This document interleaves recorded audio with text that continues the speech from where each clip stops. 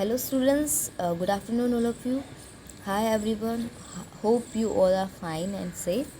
So हमने जो है वो 1 से लेके 6 चैप्टर तक साइंस टेक्स्ट बुक का वीडियो लेक्चर अपलोड कर दिया था.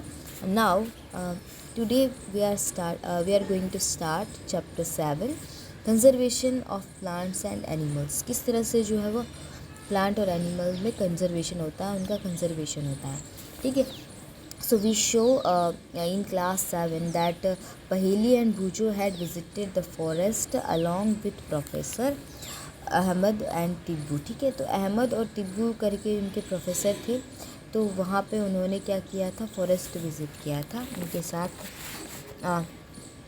दे were eager to share their experience with their classmates. ठीक है. तो वो बहुत ही काफ़ी ज़्यादा ईगर है, एक्साइटेड है अपना एक्सपीरियंस जो उन्होंने फॉरेस्ट विज़िट किया उसका एक्सपीरियंस वो अपने क्लासमेट्स के साथ शेयर करना चाहते हैं. ठीक है. सो बूजो और पहली आप ही के क्लासमेट है. ठीक है. तो वो आपके साथ अपना एक्सपीरियंस शेयर करना चाहते हैं. Other children in the class were also eager to share their experiences as some of them had visited Bharatpur sanctuary. ठीक है. तो जिन्होंने भरतपुर सेंचुरी, ठीक है, Bharatpur sanctuary is famous for birds only. ठीक है. यानी बर्ड्स की सेंचुरी के लिए काफ़ी फेमस है भरतपुर सेंचुरी. भरतपुर का जो केवला देव सेंचुरी है वो. ठीक है. सो यहाँ पे उन्होंने विज़िट किया है. आप ही के जैसे स्टूडेंट्स हैं तो वो भी ईगर है अपना एक्सपीरियंस बाकी सारे क्लासमेट्स के साथ शेयर करने के लिए. Now some others had here heard about Kaziranga national park. तो काज़ीरंगा नेशनल पार्क असम में है. तो इसके बारे में भी जो है वो काफ़ी लोगों ने सुना होगा. एंड लखनऊ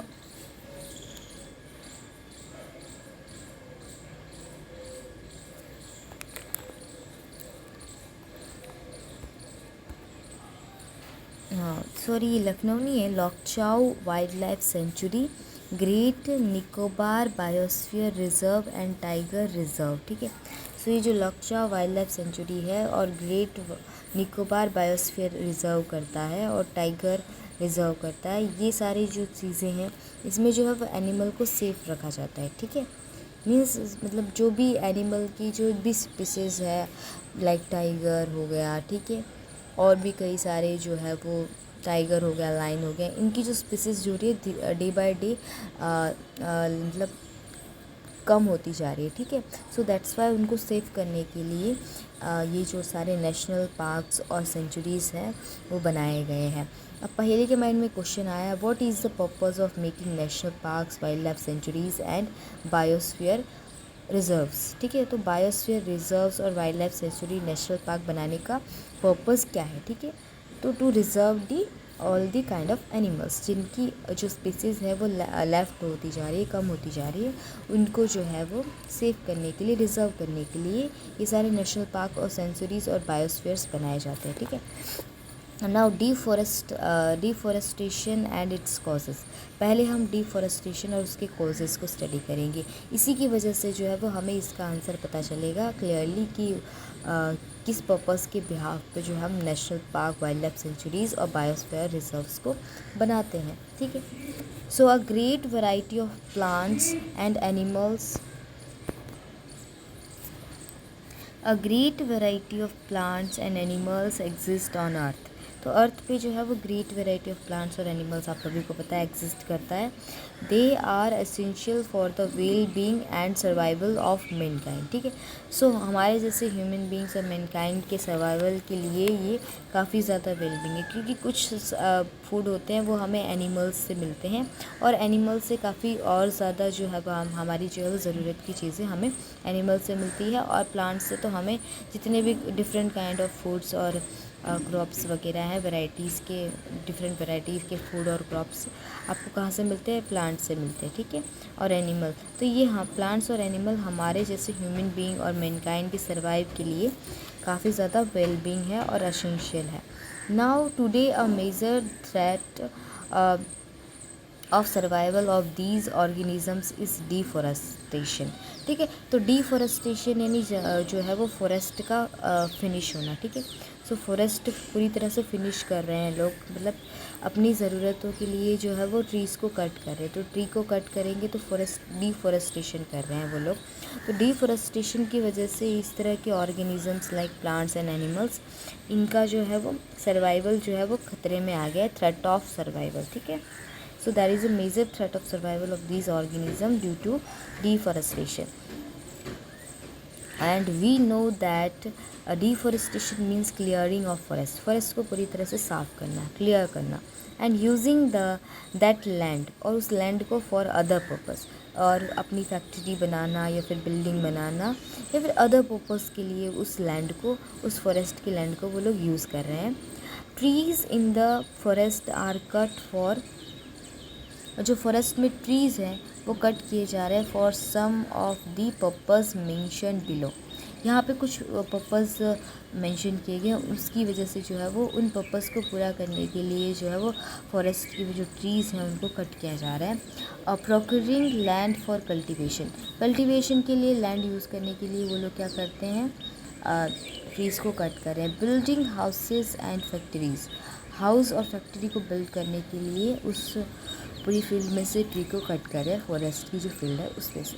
मेकिंग फर्नीचर और यूजिंग वुड एज फ्यूल, तो वुड को एज अ फ्यूल और फर्नीचर बनाने के लिए यूज़ करना चाहते हैं।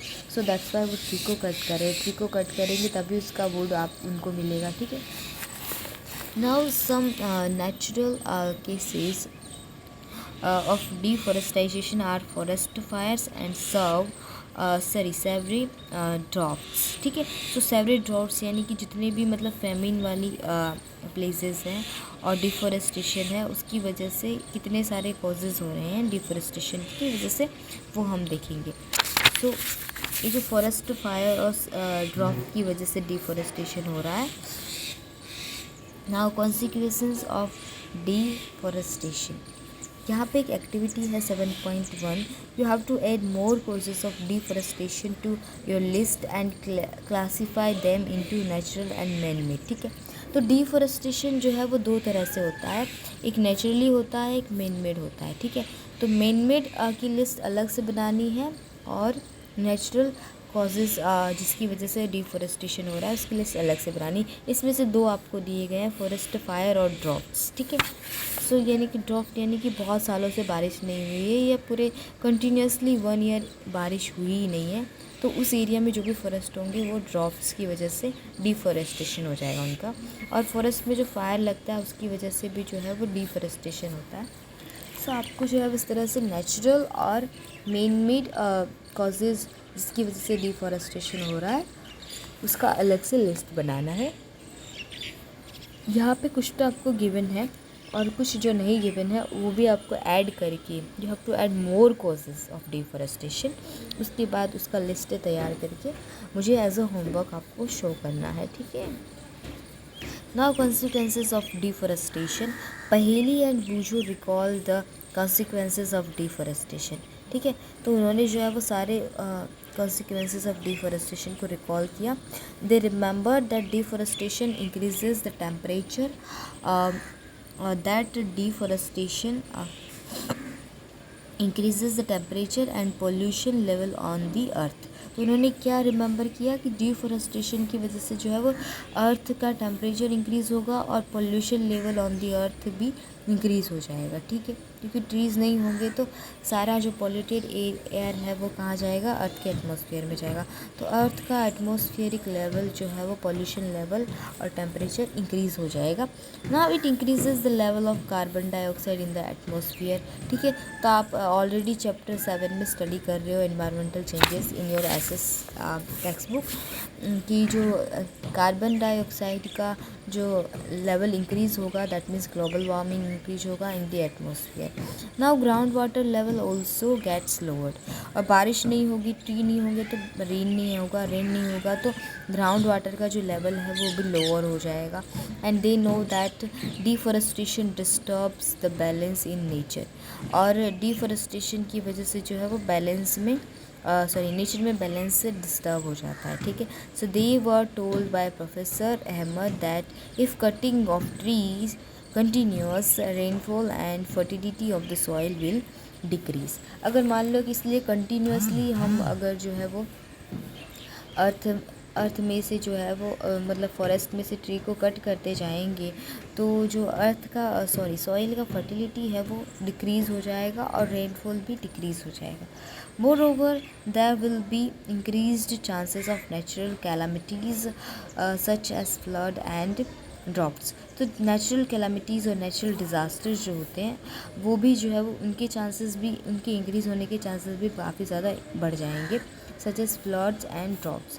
तो फ्लड और ड्रॉप्स जो है वो, क्योंकि आप सभी को पता है कि जो फ्लड को कौन रोक सकता है, ओनली फॉर ट्रीज़, ठीक है। तो फॉरेस्ट होंगे तो फ्लड नहीं होगा और ड्रॉप भी नहीं होगा, यानी कि बहुत ज़्यादा बारिश की वजह से जो है वो अगर कोस्टल एरिया पे अगर ट्रीज़ नहीं है तो वाटर को वो लोग रोक नहीं पाएंगे, सीधा जो है वो फ्लड जो है वो कोस्टल रीजन को पूरी तरह से डैमेज कर देगा। एंड ड्रॉफ्ट जो है वो बहुत ज़्यादा कमी हो गई है, रेन 2-4 सालों से बारिश हुई ही नहीं है, इसको ड्रॉप्स बोलते हैं, ठीक है। तो बारिश कब नहीं होगी, जब ट्री नहीं होंगी, ठीक है। You know that trees invite the rain, ठीक है। ट्री जो है वो रेन को इनवाइट करते हैं, लेकिन ट्री नहीं होंगे तो रेन को इनवाइट कोई नहीं करेगा, तो there will be droughts. Recall that plants need carbon dioxide for photosynthesis, ठीक है।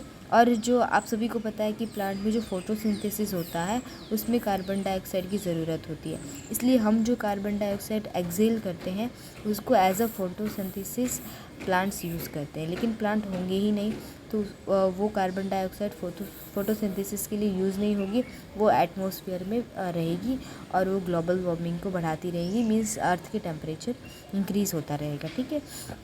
Fewer trees would mean that less carbon dioxide will be used up, resulting in its, अगर मान लो कि मतलब बहुत ही कम ट्री होंगे, प्लांट्स होंगे, तो वो लेस कार्बन डाइऑक्साइड को यूज़ करेंगे and it resulting in its increased amount of in the atmosphere. इस वजह से कार्बन डाइऑक्साइड का अमाउंट जो है वो एटमॉस्फेयर में इंक्रीज़ हो जाएगा। This will lead to global warming as carbon dioxide traps the heat rays reflected by the earth, ठीक है। आप सभी को पता है कि इससे जो है वो ग्लोबल वार्मिंग काफ़ी ज़्यादा बढ़ जाएगा, क्योंकि कार्बन डाइऑक्साइड क्या करेगी, हीट को ट्रैप कर लेगी, heat rays reflected by the earth. तो जो भी अर्थ से जो भी हीट रेज रिफ्लेक्ट होंगे उसकी वजह से कार्बन डाइऑक्साइड क्या है, ग्लोबल वार्मिंग में ट्रैप हो जाता है। Now, the increase in temperature on the earth disturbs the water cycle and may reduce rainfall. This could cause droughts, ठीक है। तो अगर मान लो कि अर्थ पे जो है वो टेम्परेचर काफ़ी ज़्यादा बढ़ गया है, उसकी वजह से वाटर साइकिल डिस्टर्ब हो जाता है, तो इस वजह से रेनफॉल जो है वो रिड्यूस हो जाता है और इसको हम ड्रॉट्स बोलते हैं, ठीक है। बाकी के अदर डिफॉरेस्टेशन की जो मेजर कॉजेज़ है वो हम नेक्स्ट लेक्चर में स्टडी करेंगे। So thank you for watching this video, bye bye, take care.